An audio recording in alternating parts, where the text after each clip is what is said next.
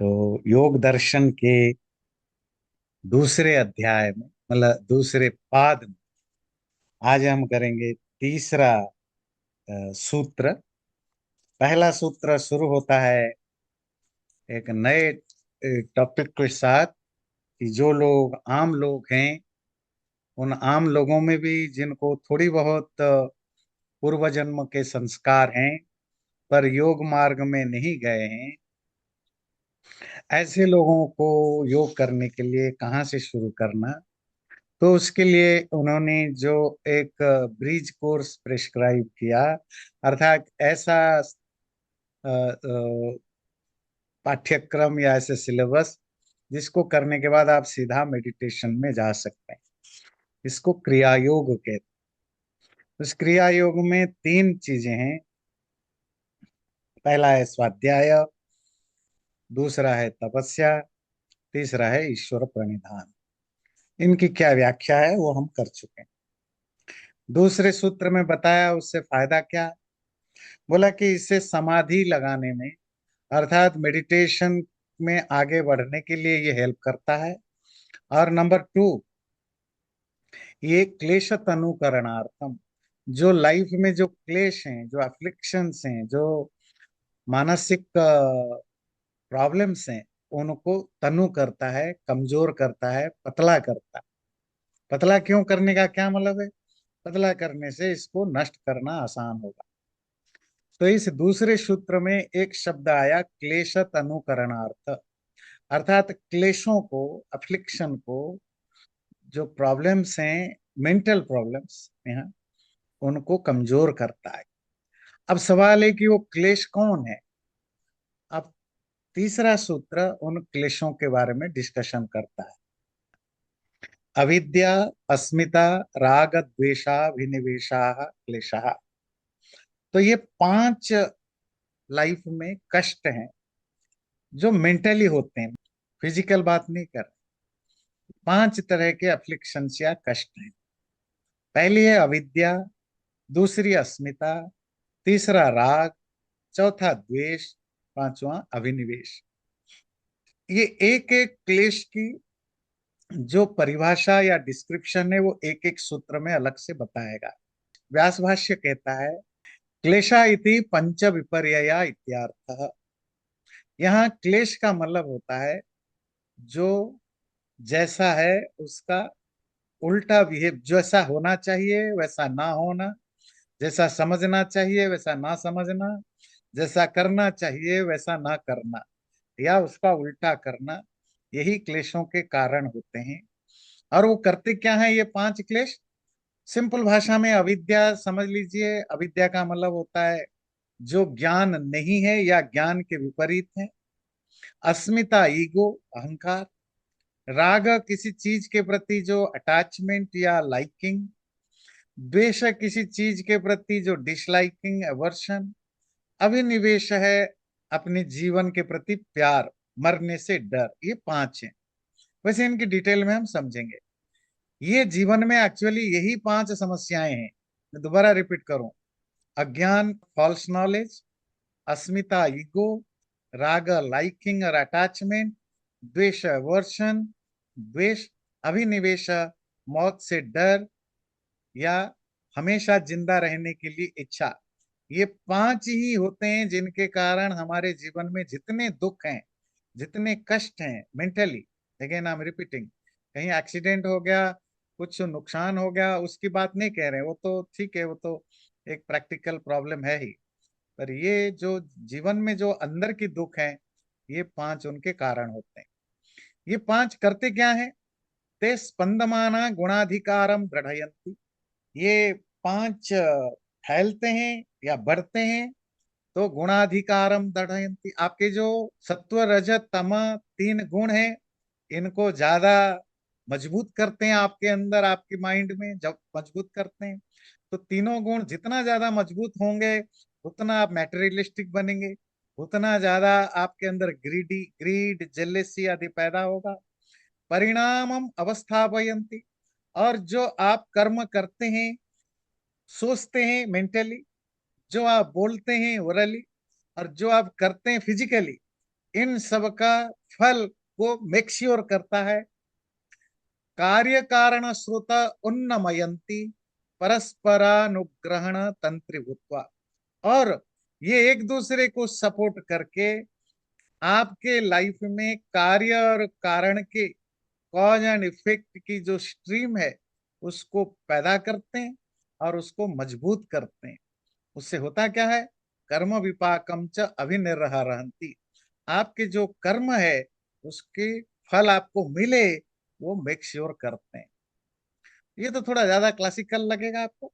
Simple भाषा में कहें, ये हमारे जीवन में जितने तरह के कष्ट हैं उनका मूल कारण यही पांच चीजें होते हैं। ये जैसे जैसे हमारी मटेरियल चीजों से कनेक्शन बनता है, वो ऐसे वैसे आपकी त्रिगुणात्मकता, रजोगुण तमोगुण आदि ये हावी होते जाते हैं। ये जैसे जैसे हावी होते जाते हैं उतना हमारा अटैचमेंट, अवर्शन आदि आदि बढ़ता जाता है। और जैसे जैसे वो बढ़ता जाता है हम वैसे और ज्यादा फिजिकली, मेंटली और ओरली काम करते हैं।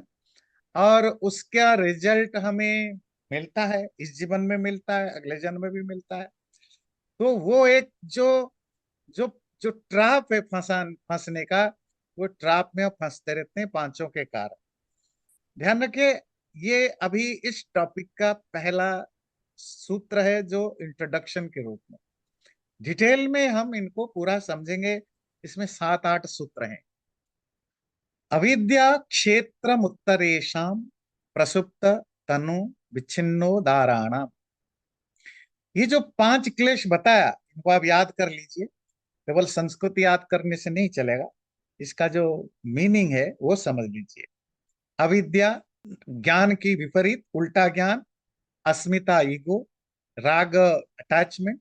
द्वेष, अवर्सन। और अभिनिवेश, मौत से डरना। ये पांच ध्यान रखिए। ये जो पांच जीवन की सारे दुखों के, परेशानियों का, सारे मेंटल डिस्ट्रैक्शन का, मेंटल प्रॉब्लम का जड़ है, वो पांचों का भी एक माँ है। और कौन है? बोला अविद्या क्षेत्र उत्तरेशम। ये जो पहली वाली है अविद्या, ये अज्ञानी है जो बाकी चारों का क्षेत्र है। जमीन, फर्टाइल जमीन है, ब्रीडिंग ग्राउंड जिसको कहते हैं, ये ब्रीडिंग ग्राउंड है। जिस व्यक्ति में जितनी ज्यादा अविद्या होंगी वहां उतना ज्यादा ईगो, अटैचमेंट, अवर्शन और मौत से डर या जिंदगी से उतना ज्यादा प्यार बढ़ता जाएगा। तो पहली चीज है अविद्या, इनका मूल है। अगर आप नष्ट करना चाहते हो अविद्या को नष्ट कर दो, बाकी चारों अपने आप नष्ट हो जाएंगे। पर ये जो पांच तरह के क्लेश हैं, ये भी चार तरह के फॉर्म में हमारे लाइफ में होते हैं। बहुत लोगों को पता ही नहीं चलेगा कि मेरे लाइफ में ये है भी। क्यों? वो अलग अलग लेयर्स में होते। देखिए वो लेयर्स क्या है? प्रसुप्त, तनु, विच्छिन्न, उदाहरण। पहला है प्रसुप्त। वो डोरमेंट स्टेज में होते हैं, सोए हुए, बिल्कुल इनएक्टिव, फंक्शन ही नहीं करते। तनु, बहुत ही कमजोर हालत में होते हैं। विच्छिन्न, कभी पड़े रहते हैं, कभी कभी पॉपअप हो जाते हैं, कभी कभी बहुत ज्यादा आ जाते हैं फिर शांत पड़ जाते हैं। उदार, जो पूरी तरह फुली ऑपरेटिव है। ये चार है। और पांचवा जो है वो हम आगे पढ़ेंगे। ये जो पांच तरह के क्लेश हैं वो हमारे माइंड में पांच तरह के लेवल में रहते। पहला लेवल है कि वो प्रसुप्त अवस्था में रहते, सोया हुआ, डोरमेंट स्टेज में, सबकॉन्शियस में पड़े रहते हैं। आपको पिछले 25 साल हो गया, 30 साल हो गया, कभी लालच नहीं आया, तो आप ये भाव लेकर बैठे, तो मैं तो लालच फ्री हो चुका हूं, मुझे कभी आएगा ही नहीं। योग दर्शन कहता है नहीं, आएगा नहीं की गारंटी नहीं है। वो प्रसुप्त हैं, वो सोए हुए हैं। सोए हुए क्यों है? उनको प्रॉपर सराउंडिंग का इकोसिस्टम अभी तक नहीं मिला है उनको अंकुरित होने में, आगे बढ़ने में। बिल्कुल वैसे जैसे आपके किचन के क्लोजेट में वो जो गेहूं, चना, जो होल मूंग, जो अभी भी होल है, कटे हुए नहीं है, वो सालों सालों से हैं। और दावा करते हैं, देखो मेरे घर के जो बीज है ना, ये राजमा है ना, ये सब, ये कभी पौधा नहीं के बनने वाले, ये मेरे कंट्रोल में रहते हैं। अभी तो मैं तो 50 साल से संभाल के रखा हूँ, वो कभी ऐसा नहीं हुआ कि वो पौधा बन गए।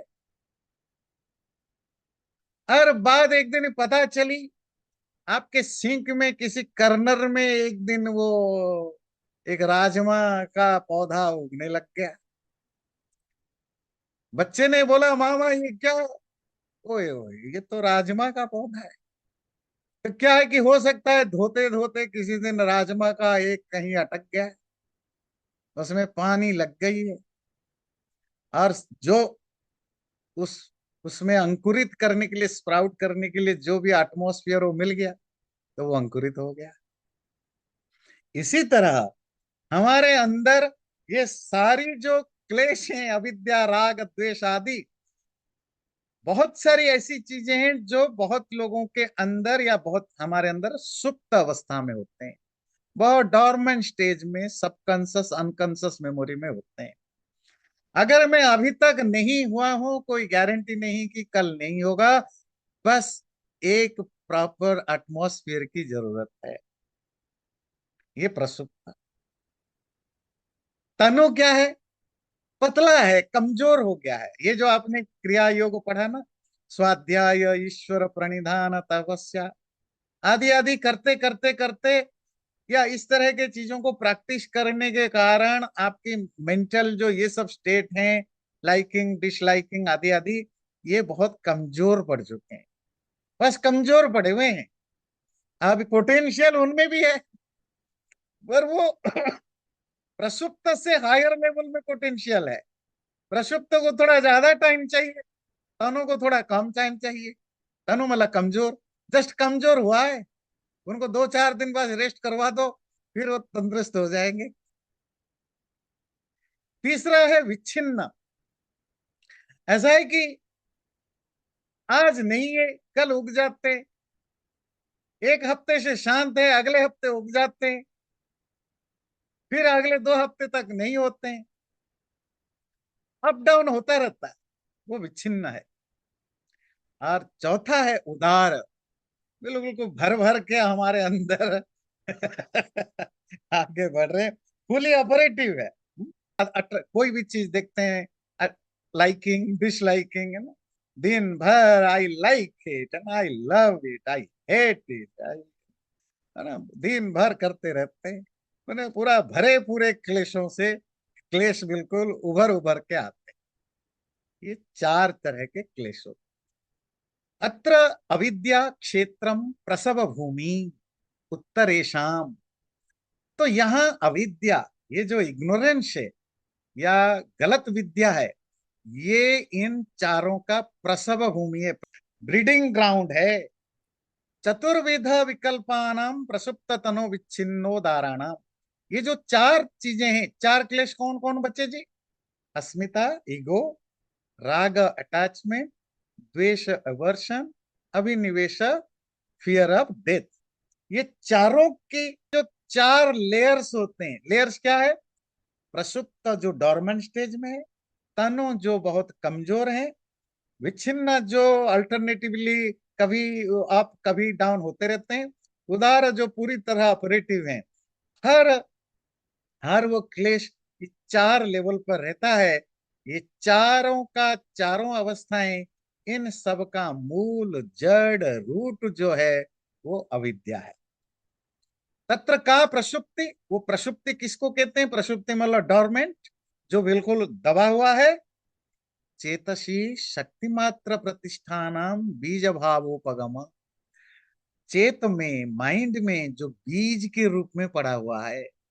अभी एग्जाम्पल दिया ना, राजमा की, चने की है, एग्जाम्पल दिया ना, वो बीज के रूप में शक्ति शरीर शक्ति मात्र प्रतिष्ठानम, शक्ति कहते हैं पोटेंशियल, उसका पोटेंशियल सिर्फ है और वो बीज भाव में है। तो अब उगेगा कब? तस्य प्रबोध आलम्बने सम्मुखी भाव, जब उसका कोई आलंबन मिलेगा, सपोर्ट मिलेगा, इकोसिस्टम, हवा पानी वगैरह ठीक मिलेगा, जब उसको वो सम्मुखी भाव पेश करेगा तो तब वो उग बैठेगा। नहीं तो प्रसंख्यानवतो दग्ध क्लेश बीजस्य सम्मुखी भूते अपि आलम्बने नासौ पुनरस्ति।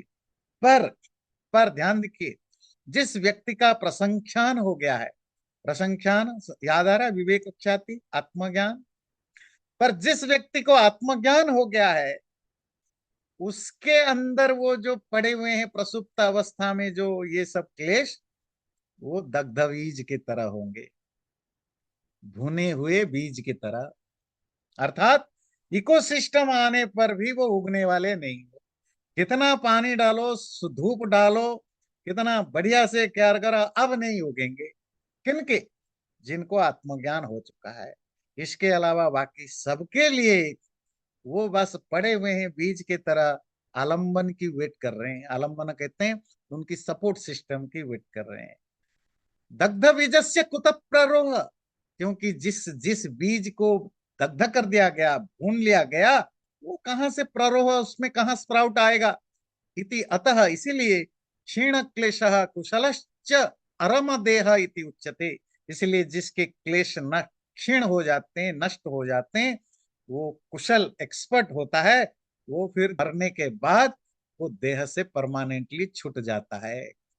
देह समझते हैं, शरीर से, मतलब मुक्ति को प्राप्त होता है। तत्रैव सा दग्ध बीज भावा पंचमी क्लेशावस्था नात्यत्र। और वही दग्ध बीज भावता, दग्ध बीज सबकी क्लैरिटी हुई? दग्ध बीज है ना, रोस्टेड सीड, भुना हुआ। ऐसा बीज जिसको रोस्ट कर दिया गया है। अब वो बीज तो रहेगा, पर अब उससे जिंदगी में कभी नहीं पौधा बनेगा। ये जो क्लेशों की दग्ध बीज अवस्था है, ये उनकी पांचवा स्टेट है। मतलब है तो अभी भी है, जब तक मन है तब तक रहेंगे, पर है कि अब वो उगेंगे नहीं। विषयस्य सम्मुखी भावेपि सति न भवति येषां प्रबोध इत्युक्ता प्रसुप्तिर दग्ध बीजानां च अप्ररोहश्च तनुत्वमिति उच्यते। अब आया तनुत्व, तनु, ये तनु है यहाँ। अब क्या है कि जब विषय सामने आ जाएं, अगर कोई नहीं है तो ठीक है। अगर विषय किसको कहते हैं? जो ऑब्जेक्ट ऑफ सेंसेस, इंद्रियों के भोग करने लायक जब चीजें आ जाती हैं, तो वो जो सोए हुए बीज, जो सोए हुए क्लेश हैं, वो कमजोर तो हो चुके हैं, पर वो दोबारा वापस आ सकते हैं। वो कमजोरी क्यों आई है उनमें? प्रतिपक्ष भावना उपहिता क्लेशा तनवो भवन्ति। जब आप अपने क्लेशों के जो शत्रु हैं, अपोजिट हैं, उनको प्रैक्टिस कर रहे हैं, बार बार प्रैक्टिस कर रहे हैं, उनको शत्रुओं को ताकतवर बना रहे हैं, तो आपकी क्लेश कमजोर होते जाएंगे। ये शत्रु कौन होते हैं? ऐसा चीज जो आपकी क्लेशों को जो दबा सकते हैं। जैसे आपकी वो मेडिकल सिस्टम में होता है ना कि भाई जी इसका इम्यून सिस्टम कम हो गया। क्या मतलब है? कि जो प्रतिरोधी शक्तियां हैं वो कम हो गई है। आप है ना, हमारे शरीर में अच्छे और बुरे दोनों तरह के सेल्स होते हैं, दोनों तरह के बैक्टीरियाज होते हैं। अच्छे बैक्टीरिया क्या करते हैं? बुरे बैक्टीरिया को आगे बढ़ने से रोकते हैं या उनको फैलने नहीं देते हैं। तो इसीलिए हम बहुत कुछ ऐसे खाते हैं जो हमारे अच्छे बैक्टीरिया को पैदा करे। वो अच्छे बैक्टीरिया लड़ते रहते हैं कॉन्स्टेंटली। इसी को कहते हैं जी इम्यून सिस्टम कमजोर होना। आप लोग सब ज्यादा जानते हैं। वही रूल यहाँ भी अप्लाई होता है कि आपकी क्लेशों को दबाने वाला, लड़ने वाले चीजों को जब आप प्रैक्टिस करते हो, तो वो क्लेश दबे रहते हैं। वो कौन है? वही बताया, स्वाध्याय। खूब पढ़ो लिखो, समझो दुनिया क्या है, संसार क्या है, आप कौन हो, शरीर क्या है, आत्मा क्या है, मन क्या है, क्या रिलेशनशिप है। इनकी फ्राजाइल नेचर को, इनकी जो जो ट्रांजिटरी सिचुएशन को, ये सब समझो, तो फिर ये आपको हेल्प करेगा। दूसरा, तपह, जो आपने अभी पढ़ा, तपस्या और ईश्वर भक्ति, ये तीनों कौन होते हैं? ये होते हैं एंटीवायरस।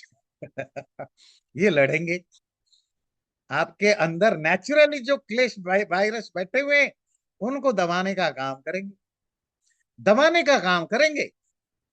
ये एलोपैथिक मेडिसिन होते हैं ये पूरी तरह नष्ट नहीं करते, ये आयुर्वेद नहीं है। ये दबा देंगे, सप्रेस करके रखेंगे, कमजोर कर देंगे। बात समझ में आई? ये है तनुत्व। अगला क्या है? विच्छिन्न। तथा विच्छिद्य विच्छिद्य तेन तेन आत्मना पुनः पुनः समुदाचरति रागश्च क्वचित् दृश्यमानो न विषयांतरे नास्ति। तो विच्छिन्ना कथम? राग काले क्रोधस्य अदर्शनात्। तीसरा स्टेट होता है हमारे क्लेशों का, कभी होते हैं कभी नहीं होते हैं, कभी अप्स एंड डाउन्स होते हैं। जैसे एक एग्जाम्पल दिया, राग काले क्रोधस्य अदर्शनम। आप किसी से प्यार कर रहे हो, आज आप बड़े अच्छे मूड में हो, उसके साथ प्यार से बात कर रहे हो, या आप 15 दिन तक उसको आप खूब प्यार कर रहे हो। अब वो 15 दिन में आपको गुस्सा नहीं आएगा। अब गुस्सा नहीं आएगा का अर्थ ये नहीं है कि आपके अंदर गुस्सा नहीं है। गुस्सा दब गया है, क्योंकि गुस्सा का अपोजिट प्रेम आ गया है। और वो पूरे ब्रह्मांड के लिए नहीं है, वो सिर्फ उस व्यक्ति के प्रति जिससे आप प्यार कर रहे हो। तो ये दो तरह के काम करता है, ये बड़ा इंटरेस्टिंगली सुनिए। दैशिक एंड कालिक, अर्थात place and time wise. Suppose A B से पिछले 1 महीने से प्यार कर रहा है, तो ए को बी के प्रति गुस्सा नहीं आ रहा, पर वो सी डी एफ के प्रति गुस्सा अभी भी कर रहा है। वो जो ऑफिस जाता है, अपने सबोर्डिनेट के ऊपर वहां खूब चिल्लाता है। पर घर आते ही, क्योंकि आजकल पत्नी या बच्चों पर खूब प्यार है, तो वहां गुस्सा नहीं करता। मतलब उसका गुस्सा, जब प्यार होता है तो गुस्सा नहीं होता है। जब आप गुस्सा कर रहे होते हो तो आपका प्यार नहीं होता। पर जब आप प्यार कर रहे हो, इसका अर्थ नहीं कि गुस्सा नहीं है। और जब आप गुस्सा कर रहे होते हो, इसका अर्थ ये नहीं है कि आपका प्यार नहीं है। पहली चीज है टाइम। जब आप ए बी को प्यार करता है तब नहीं गुस्सा करता है, और जब गुस्सा करता है तब प्यार नहीं करता। ये है टाइम। प्लेस क्या है? ए बी से प्यार करता है पर सी से गुस्सा करता है, या सी से प्यार करता है तो बी से गुस्सा करता है। ए बी को प्यार करता है, इसका मतलब नहीं है कि आप दुनिया से किसी से गुस्सा नहीं करता है। इसका मतलब उसका जो गुस्सा है वो विच्छिन्न है, एक जगह है दूसरी जगह नहीं है। उसका जो प्यार है वो एक जगह है दूसरी जगह नहीं है। इसलिए इस गलतफहमी में रहना, किसी को जज करना कि ये जो बड़ा प्यारा है, ये तो किसी से कभी गुस्सा करता ही नहीं है, किसी से नहीं, वो तुमसे नहीं करता है, तुम्हारे रिश्तेदारों से नहीं करता है, ये तो बड़ा गुस्सेल है। गुस्सेल तुमसे गुस्सेल है, बहुत सारे जगत बहुत प्यार करता होगा, पता नहीं कहीं छुपा करके कोई रखा होगा, कोई है ना, कोई अफेयर चल रहा होगा, तो वहां खूब मीठे मीठे बात कर रहा होगा, कर रही हो। तुम्हें तुम्हारे पास गुस्सा कर रहा है क्योंकि अब मन भर गया, या जो भी इशू चल रहा है। नहीं राग काले क्रोध समुदाचरति। जब राग हो, प्यार का मौसम हो आपके मन में, तब क्रोध नहीं आता। रागश्च क्वचित दृश्यमान न विषयांतरे नास्ति। कहीं राग, एक व्यक्ति के प्रति राग, राग मतलब प्रेम, प्रेम है तो वो दूसरे चीज के प्रति नहीं है। एग्जाम्पल दे रहा है, ध्यान से सुनिए। नैकस्याम स्त्रियाम चैत्र रक्त इति अन्यासु स्त्रीषु विरक्तो किंतु तत्। तो वो कह रहा है, अगर कोई व्यक्ति एक ही महिला से प्यार कर रहा हो, इसका अर्थ ये नहीं है कि दूसरे महिलाओं के प्रति उसके अट्रैक्शन नहीं है। बस उस पर्टिकुलर पीरियड में, उस पर्टिकुलर टाइम फ्रेम में, उस पर्टिकुलर महिला के प्रति उसका प्रेम है। और वो जो प्रेम है वो प्रेजेंट टेंस में यहां पर है, फ्यूचर टेंस में दूसरों के प्रति है। फ्यूचर टेंस मतलब पोटेंशियल के रूप में। बात समझ में आती है? पोटेंशियल के रूप में इट इज स्टिल देयर। हाँ, तो अभी फिलहाल वो यहीं पर है, पर वो अंदर पड़ा हुआ है। किंतु तत्र रागो लब्ध वृत्ति अन्यत्र तो भविष्यत वृत्ति। सिर्फ फर्क इतना है, फिलहाल उसका जो प्यार है यहाँ मैनिफेस्ट हो रहा है प्रेजेंट में, दूसरे जगह भविष्य के लिए सेव्ड है। It's all about human psychology. हम आज किसी से प्यार करते हैं, सपोज आज आपका मेरे से प्रेम है, क्या पता कल कोई झगड़ा हो जाए, कोई बात खराब बन जाए, आप मुझसे नफरत करने लगेंगे। तो जब आप मेरे से प्यार कर रहे हो, इसका अर्थ नहीं कि आपका मेरे प्रति नफरत नहीं है। इसका सिर्फ मतलब है प्रेजेंट टेंस में आपका प्यार मेरे प्रति मैनिफेस्ट हो रहा है, नफरत पोटेंशियल के रूप में है। कल हमारे आपके बीच में कुछ अनबन बना, कोई ऐसी सिचुएशन बनी, तो फिर नफरत आएगा। सपोज आप आज मेरे से नफरत करते हैं, इसका अर्थ नहीं कि कल आप मेरे से प्यार नहीं कर सकते। नफरत फिलहाल प्रेजेंट टेंस में है और प्यार फ्यूचर टेंस में छुपा हुआ है पोटेंशियल के रूप में। पता नहीं क्या कल कोई इंसिडेंट ऐसे बन जाए, फिर आप प्यार करने लग जाए। और ऐसे दुनिया में हजारों लाखों इंसिडेंट्स हैं। दो भयानक शत्रु, कोई एक ऐसी मूवमेंट आता है जहां जहां एक दूसरे को प्यार करने लग बैठते हैं। दो एक दूसरे के लिए जान देने वाले फ्रेंड, पति पत्नी, भाई बहन, बच्चे, माँ बाप, एक दूसरे के दुश्मन बन बैठते हैं। वो अचानक नहीं आता है, वो सब हमारे अंदर है। तो इसीलिए ये सोच बैठना कि ये व्यक्ति बड़ा प्यारा है, बड़ा बुरा है, बड़ा गुस्सेल है, ये ये प्रेजेंट टेंस की सिम्टम है। बाकी चीजें अभी दबे हुए हैं। तो तो क्यों नहीं आ रहे? अगेन, उनको सही एटमॉस्फेयर, सही हवा पानी खाद जब मिलेगा तो वो भी उगेंगे। सही तदा प्रसुप्त तनु विच्छिन्नो भवति। इसीलिए वो जो राग द्वेष आदि, ये प्रसुप्त तनु विच्छिन्न की अवस्था में रहते हैं। प्रसुप्त डीप डॉर्मेंट स्टेज में, तनु कमजोर हालत में, और विच्छिन्न कभी अप कभी डाउन अवस्था में रहते हैं। विषय यो लब्ध वृत्ति स उदार। अब उदार किसको कहते हैं? ये चौथा वाला रह गया। उदार, उदार का मतलब वो क्लेश, वो हमारे मेंटल स्टेट्स जो अभी फुली ऑपरेटिव है, पूरी तरह फंक्शन कर रहा है। और ये जो अविद्या, अस्मिता, राग द्वेष अभिनिवेश, ये पांचों के ये जो चार स्टेट्स हैं, प्रसुप्त तन्नो विच्छिन्न उदार, ये सब के सब क्लेश कहलाते हैं। अर्थात जीवन में दुख लाने वाले, कष्ट देने वाले कहलाते हैं। अब प्रश्न है कि कस्तरी विच्छिन्न प्रसुप्त तनुरुदार व क्लेश इति उच्यते सत्यमेव एतत्। जब सभी क्लेशदायक हैं, तो इनको आप प्रच्छन्न, प्रसुप्त मतलब डॉर्मेंट, तनु वीक, उदार फुली ऑपरेटिव ऐसा क्यों कहते हो? क्योंकि किंतु विशिष्टानामेव तेषां विच्छिन्नादित्व। क्योंकि ये सब उनका विशिष्टता है। विशिष्टा मतलब एक स्पेशल स्टेट होता है। सपोज मैं अभी पढ़ा रहा हूं, तो अभी ना मेरे अंदर गुस्सा है, ना मेरे अंदर कोई प्यार आपको दिख रहा है, ना मेरे अंदर कोई नफरत आपको दिख रहा है, ना मेरे अंदर कोई लालच दिख रहा है, ना कोई कंपैशन दिख रहा है। अभी तो कुछ नहीं दिख रहा है ना, क्योंकि पढ़ाते समय इनकी क्या जरूरत, कुछ भी नहीं दिख रहा है। तो क्या इसका मतलब है कि मेरे अंदर कंपैशन नहीं है, नफरत नहीं है, प्रेम नहीं है, दया नहीं है? सब कुछ है, पर अभी नहीं दिखाई दे रहा है। क्योंकि अभी वो जो इकोसिस्टम है क्लास के अंदर, उसमें इनमें से किसी को आगे आने के लिए मौका नहीं है।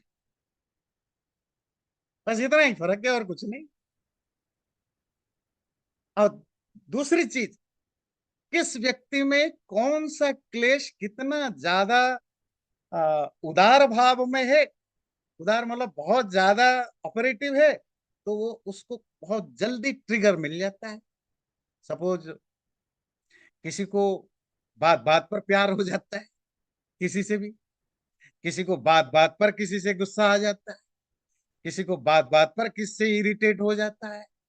मतलब इसका मतलब है कि उसमें कोई एक या दो इस तरह की चीजें इतना ज्यादा हेवी लोडेड हैं या इतनी ऑपरेशन फुली मोड पर हैं, बस उनको हल्की सी ट्रिगर की जरूरत है, इरिटेट होने की, प्यार करने की, गुस्सा करने की, या दया बहुत लोग हैं, उनको बस आप मुंह लटका दो, वो दयावान हो जाएंगे, जी बेटे क्या बताओ, क्या हेल्प कर सकता हूँ। वो ये नहीं समझेंगे कि सामने वाला ठग रहा है, आपको धोखा दे रहा है, रियल है, कुछ नहीं, कर बैठेंगे। मेरी बात क्लियर हो गई ना बातें? निवृत्त तथैव स्वव्यंजका व्यंजनेन अभिव्यक्त सर्व इति सर्व एव अमी क्लेशा अविद्या वेदा। हाँ बस इतना है। यथैव प्रतिपक्ष भावना, तो जो प्रतिपक्ष भावना है, जो इनके अपोजिट भावनाएं हैं, अविद्या का विरोधी क्या है? ज्ञान। ईगो की विरोधी क्या है? ईगोलेस होना। राग द्वेष की विरोधी क्या है? इक्वानिमिटी रखना। अभिनिवेश का, मृत्यु से डर का भाव क्या है? मृत्यु को एक्सेप्ट कर लेना।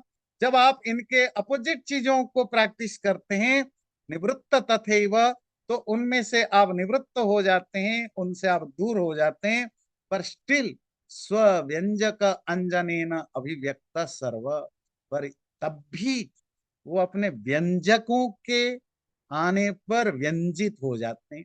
ये व्यंजक क्या होते हैं? ट्रिगर। दिया में घी है और उसमें बत्ती भी है, पर जल नहीं रहा। क्यों? उसको व्यंजक नहीं मिला। मैचिस या कोई लाइटर, वो लाइटर जो है, या जो मैच स्टिक है जिसको जलाना, वो उसका व्यंजक है, वो उसकी ट्रिगर है। जैसे ही वो जलेगा, अब दिया जलने लगेगा। तो वो अपने अपने व्यंजकों से, अपने अपनी ट्रिगर चीजों से वो वो फंक्शन करते हैं। बाकी समय चुप रहते हैं। ये कब तक? इवन आपकी जो जो उनकी जो प्रतिपक्ष विरोधी चीजों को भी प्रैक्टिस करते हैं, वो कमजोर हो जाते हैं, प्रक्षुब्ध हो जाते हैं, मतलब डोरमेंट स्टेज में होते हैं, पर नष्ट तब भी नहीं होते हैं। नष्ट होने की एक ही लेवल है, जो आपने पढ़ा वो कब? जब आपकी विवेक ख्याति हो जाती है। विवेक ख्याति समझ में आया ना?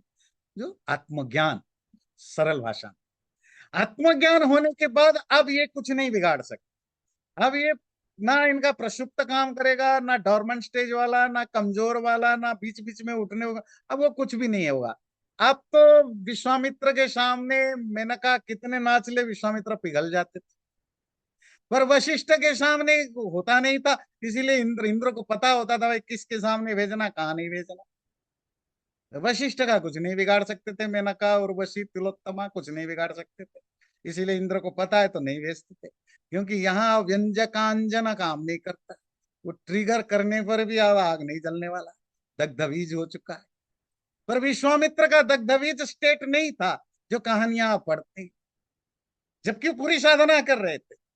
पर वो उस लेवल को नहीं, जब तक नहीं पहुंचे तब तक इनको परेशान करते रहते थे इंद्र। नाक में दम करके रखा था इंद्र। जब मर्जी भेज दे, किसी मेनका को, किसी उर्वशी को, किसी तिलोत्तमा को भेज दे।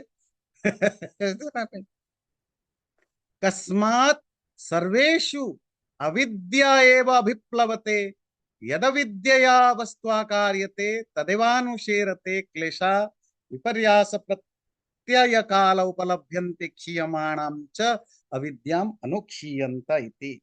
ये एक्चुअली ये जो कस्मात से लिया, ये एक किसी की कोट कर रहे हैं।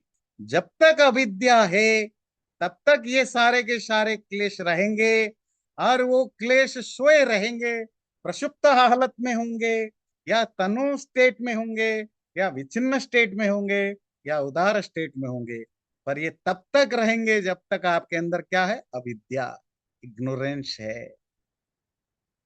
और जैस और जहां जहां अविद्या जितनी फैलती जाएगी, ये चारों उनके पीछे पीछे भागते जाएंगे।